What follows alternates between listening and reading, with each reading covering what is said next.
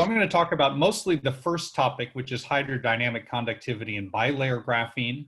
This is work that was done in my group with theory partners at National University of Singapore.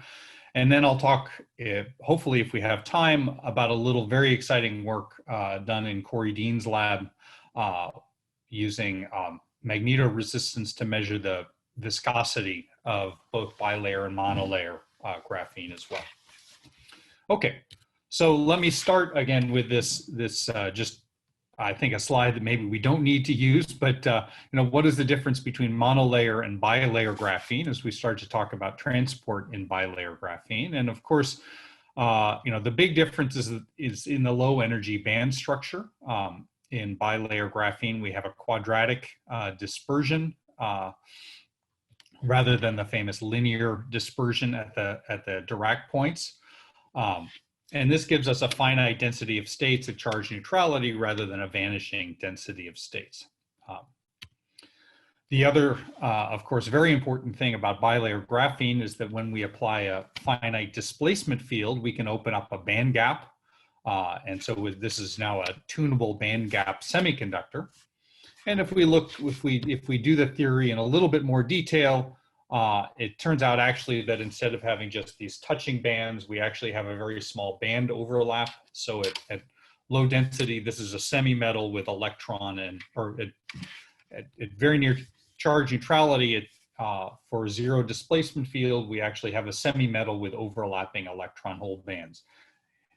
Except for one slide, I'm going to ignore that higher order correction here. We're going to stick with a very simple hyperbolic band structure for bilayer graphene. So we've been able to observe these gaps induced by displacement fields when we place graphene in between hexagonal boron nitride and apply displacement fields and with double gates.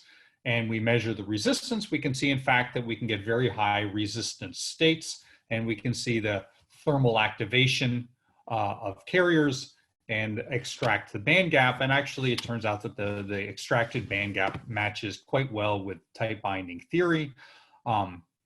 We can, in very good devices, we can achieve band gaps up to about 200 MeV. And these fit very well with previous studies using optical excitation as well. In a paper now 4 years ago, we showed that when we open up these large band gaps, the optical excitations, just like for every other two-dimensional semiconductor, the optical excitations are in fact excitons rather than band-to-band transitions. So we showed that in this paper on the right. Okay, so this is kind of the background that we started with about 4 years ago. And based on this background, I talked to my student Cheng Tan, who is an electrical engineering student, and I gave him what we call an easy project. Always a dangerous thing when your advisor gives you an easy project, because it rarely turns out to be that way. But we thought about bilayer graphene as just a tunable band gap semiconductor.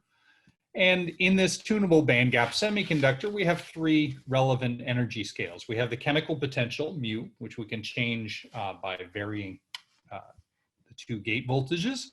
We have the electronic band gap, which we can also change by varying displacement field. And then we have the temperature, which gives us excitation of carriers into the two bands. And so the simple question was, what's the mobility of the semiconductor? Is this a good semiconductor or a bad semiconductor? How does the mobility change as a function of chemical potential, band gap, and temperature? Right? Simple question anyway, even though it turns out that the answer is not so simple at all. Okay, so the reason we thought this was rather simple is that actually the conductivity of monolayer graphene is very well understood by now. When we make these very clean devices, we can model their transport behavior as a combination of phonons as well as disorder scattering from charge impurities and edges, right? So in ballistic devices, we are, in our clean devices at low temperature, transport is completely determined by scattering from edges.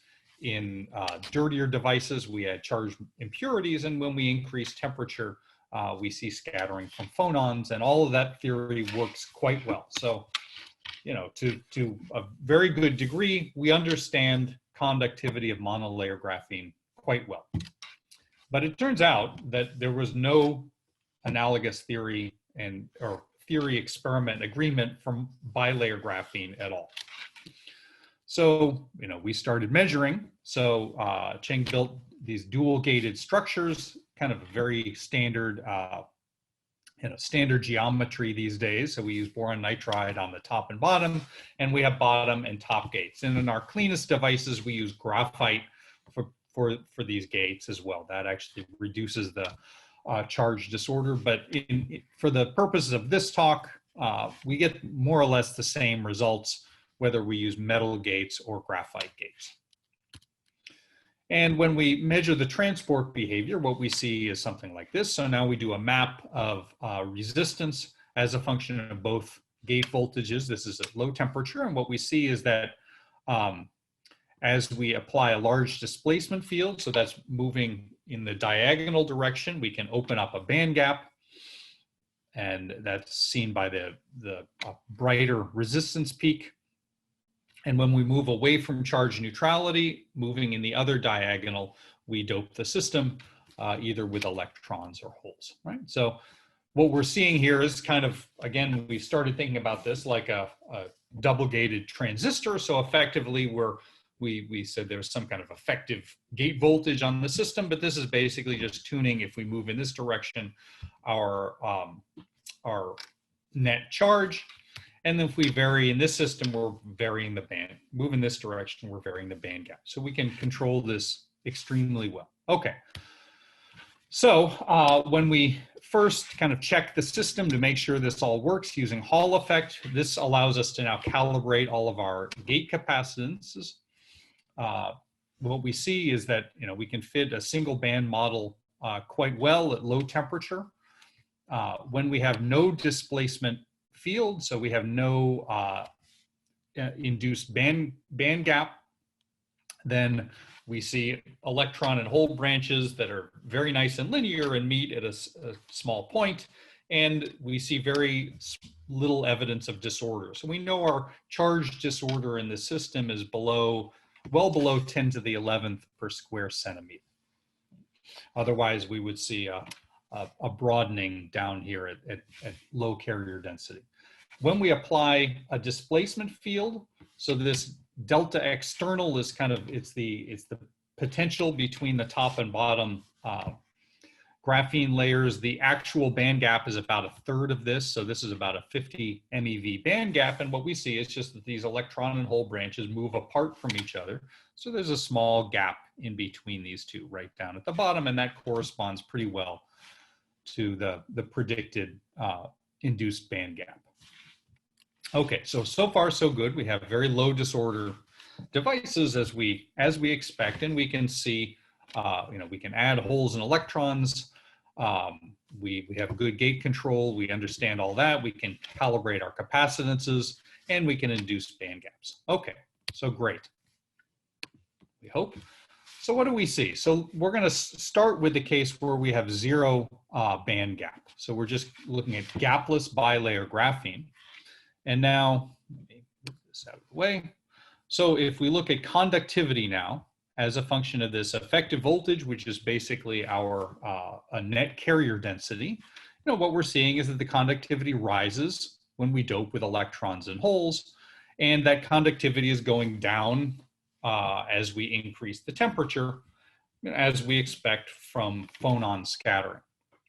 This is pretty similar to what you see with monolayer graphene. So here's just some data we pulled from the lab on monolayer graphene.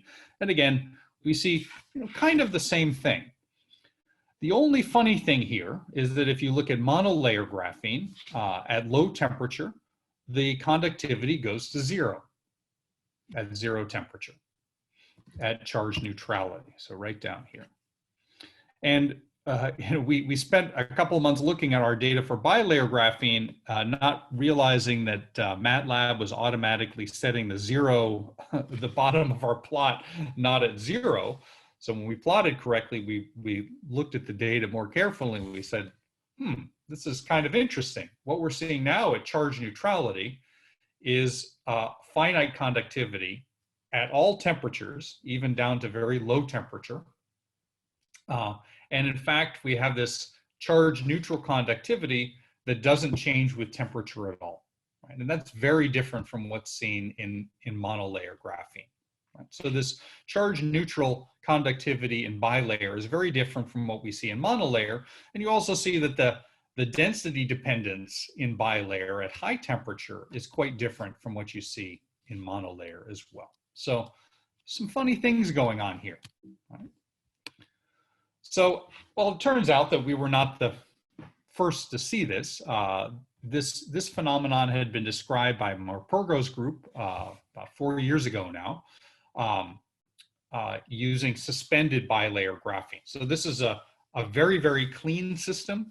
However, it only has a single gate, so it's much more difficult to precisely control both the net carrier density and the displacement field.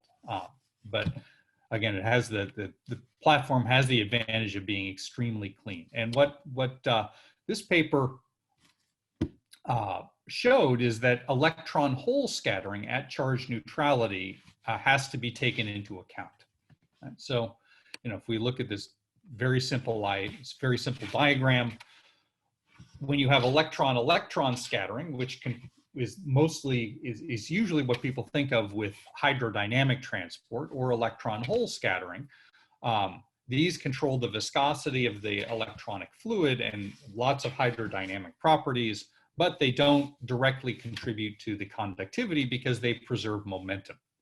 Right? So these don't give us a momentum relaxation. But electron-hole scattering can change the net current, it can change the net momentum, and so this can actually give you resistance, which you can measure directly in transport.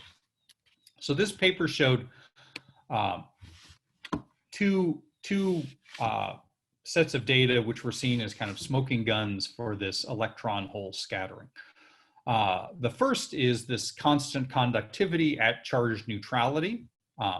Again, with the suspended devices, the control over device geometry and many other things is much more difficult. So there's scatter in this data, but we clearly see control or this constant conductivity over a range of about 10 to 100 Kelvin.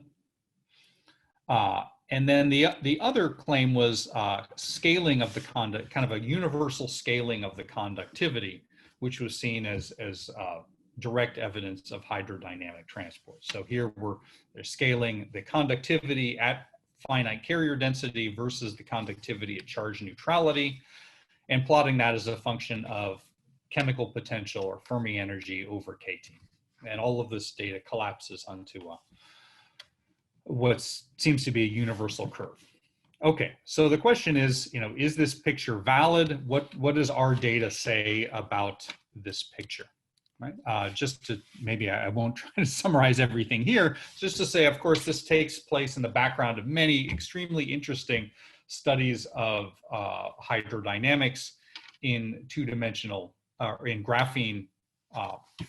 But all of these other studies require more indirect measures of hydrodynamics. So we have to measure things like viscosity, non-local resistance, or we have to pump the electron-hole or electron system to high temperature optically so that we decouple it from the phonons.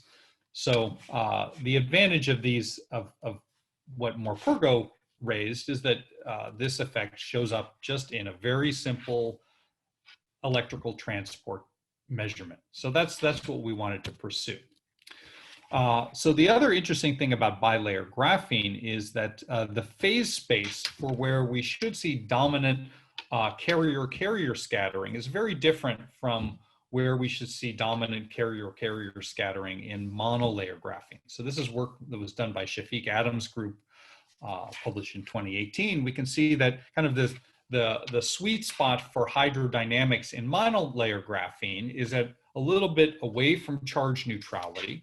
So it's finite carrier density and at kind of moderate temperatures. And this depends a little bit on the disorder level in the system, but it's a pretty robust finding. However, if we look at bilayer graphene, what we see is that near charge neutrality, we always see dominant carrier-carrier scattering, again, for at least for reasonable disorder levels. And that finite, or that kind of hydrodynamic window persists all the way to room temperature and seems to keep going. So that's very interesting. So do we have a system that is a room temperature hydrodynamic conductor? Okay, so we have been working with Shafiq and his postdoc. Now he's a faculty as well, Dirac Ho. And what we tried to ask were a few questions. So again, can we see this, do we have really robust hydrodynamic conductivity at neutrality? What about away from neutrality? Is this picture of universal scaling actually the right picture to use? We know that phonons are starting to turn on when we go away from charge neutrality or at high temperature. So how do we put all of these different scattering mechanisms together? And what the heck happens when we open up a band gap, right? So does the picture of electron-hole scattering dominating conductivity still hold? Okay, so just some brief work, just brief description of some of the theory that they have worked on over the past 3.5 years. First, if we just look at the conductivity, we can just think about the conductivity, the purely electron-hole dominated conductivity is just being a product of the conductivity from electrons and conductivity at holes, which we can just use a very simple Drude relationship for both of those, as long as we know the electron-hole scattering time. And at charge neutrality, we have charge balance, and so we actually get even a simpler expression here, which is just determined by the thermally induced carrier density, that's n sub 0, and then the electron-hole scattering time, which we call tau sub 0. Again, we're using a very simple model of the band structure and just a constant effective mass. And so they can do ab initio theory to calculate the electron-hole scattering rate at charge neutrality. From this theory, they predict this constant conductivity at charge neutrality, which is about 16 e squared over h. So this is with no fitting parameters at all. Of course, we're not in a perfect, our dielectric environment is a little different from the theory. The effective mass may be a little different from theory. So there are many reasons that we won't match perfectly with theory. So in the rest of the talk, we're going to leave this electron-hole scattering strength, we're going to leave as a little bit of a free parameter. So in the original theory, we have this alpha 0 is, I think it's, in this theory, it's about 0.2, right? So we're going to leave this as a fitting parameter using the expression I show here. Okay, so the first thing we do is now make a few devices, back to the experiments, and we start comparing to theory. So here's what we get for 3 devices. So we have 3 devices here. We have virtually identical conductivity at charge neutrality of about 24 e squared over h. Interestingly, so where the kind of previous suspended devices, you could really only measure about up to 100 Kelvin. We've measured all 3 devices to room temperature and one of the devices up to 500 Kelvin. And we see this pattern continuing all the way up to 500 Kelvin. So yes, this seems to be a much more robust, this seems to be a very robust phenomenon. In the double encapsulated devices, we get better reproducibility as well between from sample to sample. It's just much, I think it's just much easier to control than the suspended devices. So if we compare this to theory, what we see is that our devices give this alpha 0 parameter of about 0.23. And we can see that this all falls very well into some reasonable range of alpha 0 between 0.1 and 1. And kind of the theorists tell us that it's virtually inconceivable to get alpha 0 outside of this range. So this is a very generous range for this electron-hole scatter. But what we want to do is now not only compare to electron-hole scattering theory, we want to see, do other effects. What about other effects? What about electron-phonon scattering? What about electron impurity scattering? You can see all of this in the same plot. Let me go through those one at a time. So if we look at electron-phonon scattering, so this is dominated by acoustic phonon scattering. So I guess let me back up here. So the distinction here with kind of materials that you're used to thinking about is that at charge neutrality, the electron and hole densities are not constant in temperature, right? So this is not a degenerate metal. This is in the complete opposite non-degenerate limit. In this case, the electron and hole densities are just proportional to temperature, because we're sitting precisely at charge neutrality. All of our carriers are thermally induced rather than induced by the gates. So in this case, acoustic phonon scattering actually gives us a flat conductivity as a function of temperature. We see a slight dip in the conductivity at higher temperature due to the onset of optical phonon scattering, but it's a somewhat weak effect. So acoustic phonon scattering also gives a temperature independent conductivity. Again, we can have a kind of an adjustable coupling constant, but if we take kind of the largest range we can imagine of what that coupling constant is, so this is kind of between 0.03 and 0.06, we can say that that range falls completely outside of what we see for the data, right? So we even though the temperature independence actually is completely consistent with phonon scattering, the magnitude of the conductivity we measure is not consistent with phonon scattering. So that's an important finding. On the other hand, impurity scattering, so again, you usually think of impurities leading to constant temperature independent conductivity, but that's for the degenerate limit. Here because the carrier density goes with temperature, when we have a constant scattering time, this actually leads to linearly, impurity limited conductivity that increases linearly with temperature. And again, if we think about the kind of the reasonable range of impurity density, and again, we kind of have established that independently with our Hall effect measurements, as well as the thousands of other devices we've made for graphene encapsulated inside boron nitride, we have a pretty good idea that our impurity density is between 10 to the 10 and 10 to the 11. So that gives us a impurity scattering time of between 0.4 and 4 picoseconds, and that gives us these two curves here. So, if we just think about impurity scattering, it does not, in this system, it does not give a temperature independent conductivity. And again, the magnitudes seem to be all wrong except at low temperature. We do see this crossover at the lowest temperature. We do see a crossover that seems to correspond to the crossover between electron-hole scattering and impurity scattering. When we look at this a little bit more carefully, we do see this kind of crossover temperature as the data bends over. We do not see the conductivity going all the way to 0. And in fact, this is expected because we're using a very simple model which has the carrier density going to exactly 0 at the 0 temperature.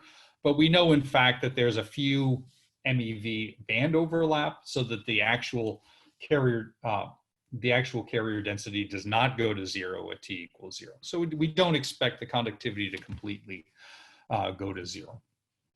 Okay, so So far, what have we learned, right? So we've been able to extend the previous experimental results to 500 Kelvin. We've seen better reproducibility across samples, and we know that we're independently tuning both the carrier density and the induced band gap. Right? So this gives us kind of really nice experimental bolstering of the previous results. We've also then done very careful theory to rule out phonon and disorder scattering at charge neutrality, where the chemical potential mu is 0. Now, if we start varying the density away from charge neutrality, and so we do a lot of work using our model band structure to change the net carrier density to chemical potential. So we're plotting here conductivity as a function of induced chemical potential from the gate. So what we see is that if we take our data and we compare it to this same theory, we start to match phonon disorder scattering, and at high temperature, it's completely phonon scattering. We can see a very good match to our data. So just as another check, if we try to somehow change the parameters of our phonon coupling to fit the data at charge neutrality, say, maybe we did something wrong, maybe the phonon scattering is way stronger than we think. Well, in that case, we don't see a good fit to the data away from charge neutrality. So really, we just don't see any way that phonon scattering could be giving us what we see. Okay, so I think having convinced ourselves that electron-hole scattering is a very important factor at charge neutrality, but we know that phonons seem to fit the data at far away from charge neutrality, where the system becomes degenerate, and we have very few minority carriers. So what about the crossover between these regimes, right? So the simplest thing, you learn in all of your solid state physics classes, is if you have multiple scattering mechanisms, then you add them using Mathiassen's rule. Very simple thing that that's the kind of standard approach, right? So we can fit the data very well at high density to our phonon and disorder scattering parameters. We can get those very well, and those all make sense. They agree with first principles theory very well. And then we take our data from charge neutrality, we can understand the electron-hole scattering there, and if we try to put them together using Mathiassen's rule and kind of fit the crossover between these two regimes, it doesn't work. So what I'm showing here is data at 300 Kelvin, that's in red, and at 50 Kelvin, that's in blue. And the dashed lines show what we get if we just combine these two effects using Mathiassen's rule. And you can see that these dashed lines always underestimate the conductivity. So something strange is going on here. We can't just have independent scattering events. Okay, so, well, it turns out that this issue is very well explained by a two-fluid model. So this is using in recent papers I've shown here. So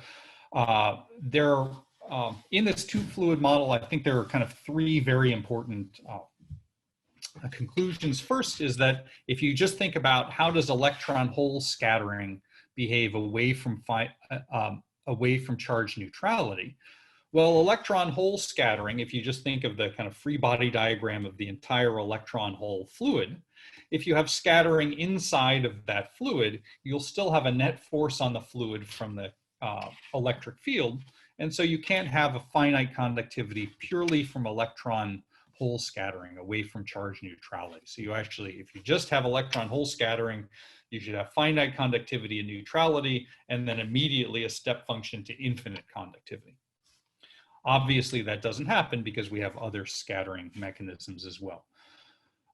But the conclusions of these two fluid models is that these scattering processes are not independent. We can't use Mathiassen's rule. And in fact, the conductivity is a complex function of all of the different densities and scattering time. So you get an equation that looks something like this, which we look and say, can we possibly fit this to our data? It looks like a big mess.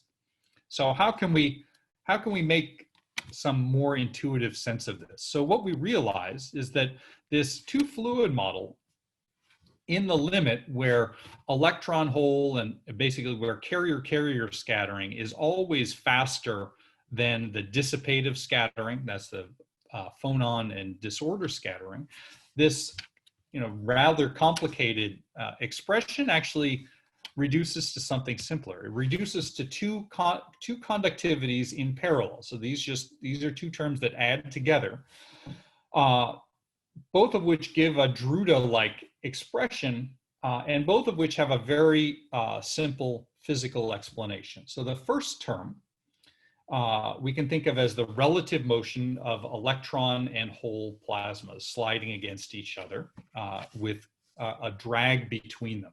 Right? And so that drag is given by the electron-hole scattering time. And the magnitude of the conductivity depends on the product of the electron-hole densities, as well as the total mass density of the system, which we see on the denominator here. But otherwise, this looks like a Drude model, ne squared tau over m. And again, tau is the electron-hole scattering time, which we call tau 0. We can show that this actually falls off exponentially as we change the Fermi level or the chemical potential away from charge neutrality, because we have an exponential decrease in the minority carrier population. On the other hand, we have a second term which describes the center of mass motion of the system. So again, if we just draw our free body diagram with all of these carriers inside it, we think about what's the net force on the carriers. That's given by the electric field and the net carrier density, so NH minus NE. The scattering or the drag on this system is given by all of the other scattering terms that are not the carrier scattering, and so that's this dissipative scattering. So what we get is a second Drude term, which depends on the net carrier density, the total mass, and the dissipative scattering. So this is now a very kind of simple, much more intuitive picture of this hydrodynamic transport. And this is valid in the limit, again, when carrier-carrier scattering is dominant. So when we do this, we get an extremely good fit to all of our data across a wide temperature range. So we can fit our entire data set with 4 parameters. Just the electron-hole scattering strength, which again we can get by looking at the data at charge neutrality. We have to, because of a little bit of a asymmetry in the electron and hole bands, we have a slightly asymmetric electron phonon and hole phonon scattering magnitudes, but again, not too different, so we can get those two constants. And then we take a single impurity scattering time. Again, this is based on a simplified band structure, but to me, it's quite amazing that how well this works at all temperatures and densities, and really reproduces this crossover between hydrodynamic transport and dissipative transport. The other thing we can do now is take these fits and separate out these two different terms. So we can if we take the data from at high density, this is all given by this dissipative scattering, right? So this, again, the Coulomb drag term falls off with density, so it disappears at high density. So at high density, we're just seeing this dissipative scattering. So we can fit the data at high density. We get our, we can, determine very precisely our dissipative scattering time. And then we can subtract out that term. And what we're left with is this universal Coulomb drag conductivity. And we can plot this at different temperatures. And when we plot as a function of mu over KT, as predicted by theory, we see this is now universal data. The other thing that we can see is that this dissipative term, so we see this dissipative term that in the dashed lines. So we actually see this collapsing to a universal curve as well. And this is going back to the original paper on electron-hole scattering, this collapse of the data as a function of mu over kt.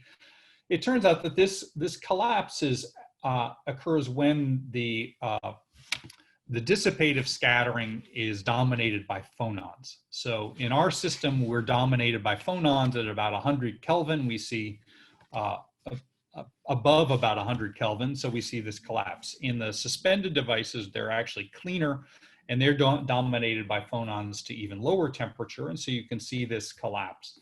But this collapse is not evidence of electron-hole scattering by itself. It actually is governed by the dissipative scattering of this electron-hole fluid. Okay, so now we can extend. So that's the major findings for bilayer graphene charge neutrality. As predicted, I'm not going to have time to go through this everything I wanted to talk about today, but I'll try to finish soon. So let me just mention first the behavior with a gap, that we can adapt this model in a straightforward way by just adjusting the carrier density, the band velocity, and density of states. Otherwise, we keep the underlying physics of the carrier scattering the same and the overall model the same, and this provides a pretty good fit to the data. We can also look at what happens exactly at charge neutrality. The theory here does predict a collapse to a universal function, which is different from an Arrhenius function.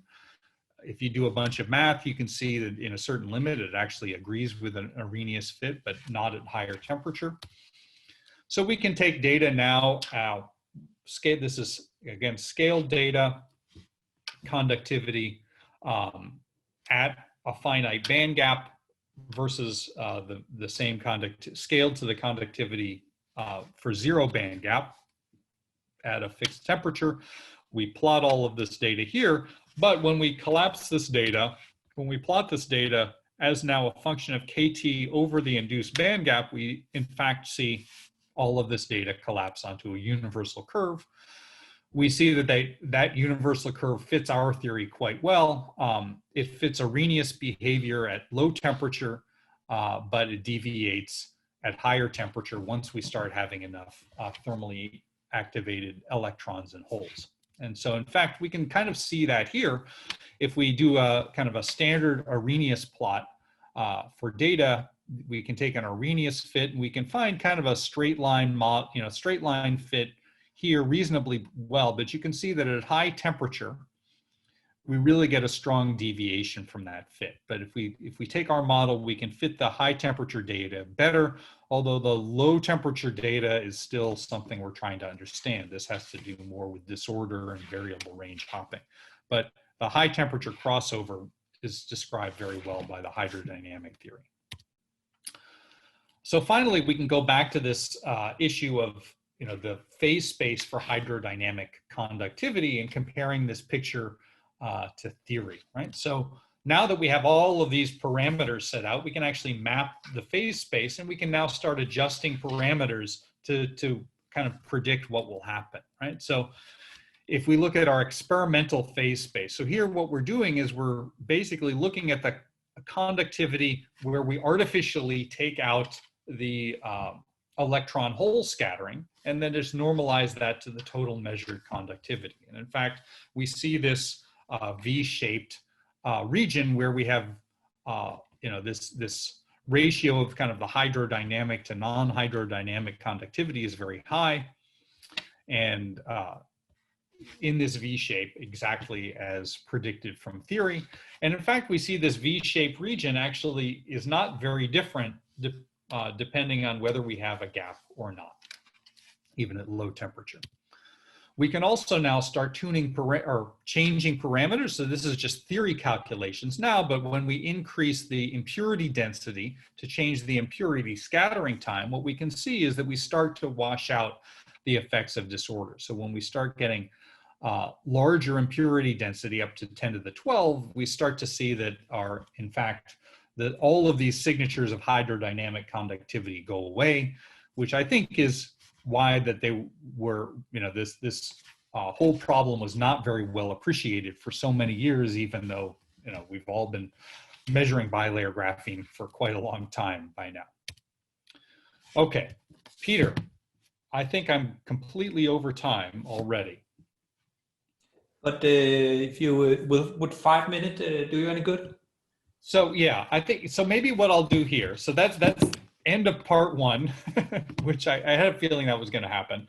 Let me just give a very short advertisement, and then maybe this will be inducement to invite Corey to give a talk about this in much more detail. How about that?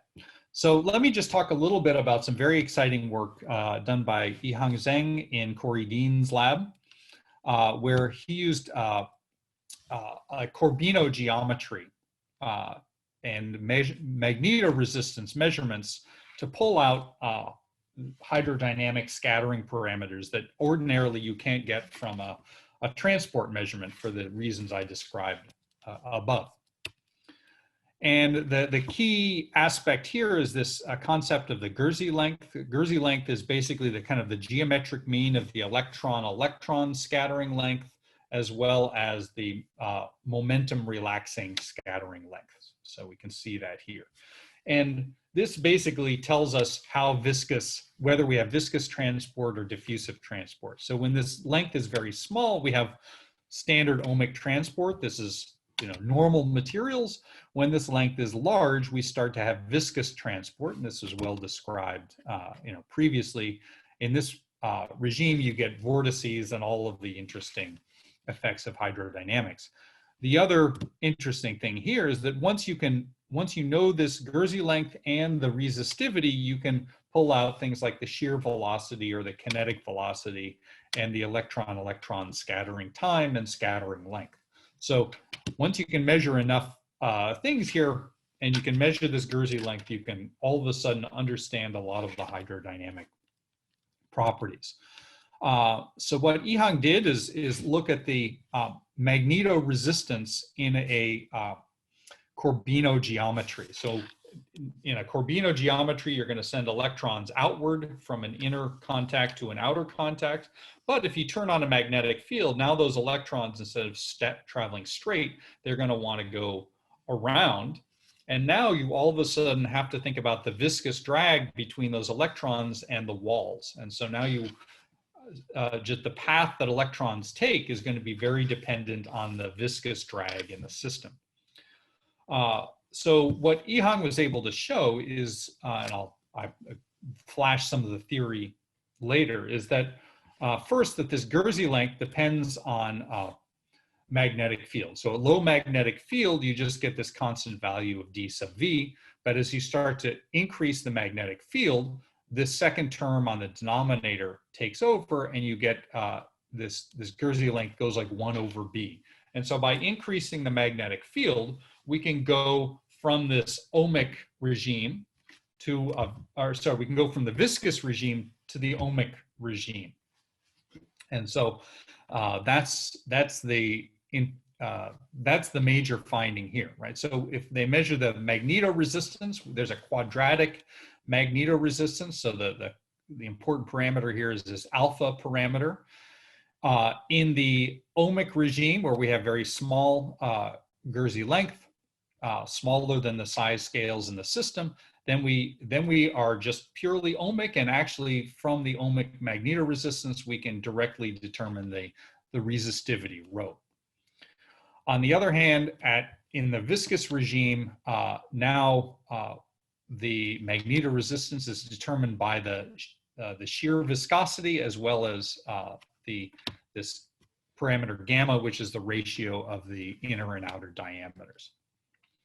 Okay, so in fact, they're able to see this. So they're basically plotting the magnetoresistance as a function of t squared, and what they're seeing is at very high temperature, we always get the same coefficient, but at low temperature, we have a crossover between kind of a larger value of alpha and then a smaller value of alpha at lower magnetic fields.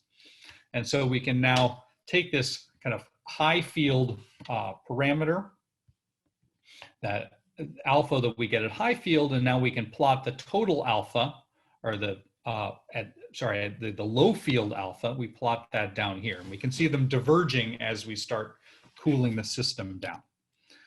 So the high field version of alpha is the ohmic version, and that immediately tells us about the ohmic resistance of the system. So this is another way to measure ohmic resistance that doesn't require a Hall bar or anything like, I mean, it requires a Corbino geometry, but it's a kind of an independent measurement of resistivity. The interesting thing here is it gives us exactly the same results as you get from a Hall bar, and it fits very well to a model of a purity plus phonon scattering with a deformation potential of about 17 eV. Very consistent with previous results. Now, I'm not going to try to describe this, but the take-home message here is that if you really measure, really describe the system very carefully, or model the system with what's called the Ohm-Stokes equation, what you can find is this measured value of alpha is, once you know this value of rho, which you get from the high field measurements, the only other variable left is this Guernsey length d sub v. And so you can determine, with a lot of math, you can determine d sub v from the high field value of alpha, and then the lower field value of alpha. And so this is what they're able to do, is extract dV directly. And then once you get this d sub v, you can now get all of the interesting hydrodynamic parameters. So the electron scattering length or the shear viscosity. So let me just very quickly flash some of their results. So again, from the shear velocity, you can also get the kinetic velocity nu. This is density independent. And this is in very good agreement with previous results from the Manchester group. We can also look at the, again, this kinematic viscosity as a function of temperature. We see that it goes like 1 over temperature, which tells us that the scattering rate goes like, is linear in temperature. And again, this is different from the predictions of Fermi liquid theory. They can do the same thing for bilayer graphene. You get a different density dependence for the kinematic viscosity, but a very similar linear temperature dependence for the electron-electron scattering length. So this again tells us we have this kind of universal fluid with this quasi-Planckian dissipation. So that's, again, this data and theory very quickly flashed. I'm sure Corey would love to give a much more detailed talk about this. But let me just wrap up by kind of talking about things to come. So I think in the data I just showed, they're still working on comparison of data to theory. And internally, between our two groups, we're working on comparing the electron-hole scattering that we've been measuring with the conventional transport measurements with the electron-electron scattering measurements measured in this Corbino geometry. I think our observation of this kind of very robust hydrodynamic conductivity in bilayer graphene shows us that we should be looking for the same types of effects in clean, other clean two-dimensional electron-hole systems. So this includes a lot of the 2D semi-metals, if we can get them clean enough in the low disorder limit, but also heterostructures where we can have electrons and holes in nearby layers that are dragging against each other. So I think we're going to start seeing this kind of universal hydrodynamic conductivity popping up all over the place. Another interesting place to look is in the gapped graphene systems. Do we also see signatures of the same type of physics? And then finally, do we see the same types of physics, both of the conductivity, but also viscosity in all of the very interesting flat band systems that we're interested in, things like quantum Hall systems, but also, of course, all of our favorite twisted bilayers. So I think there's a lot to come here, and we're very excited about it, and I'm happy to take some questions.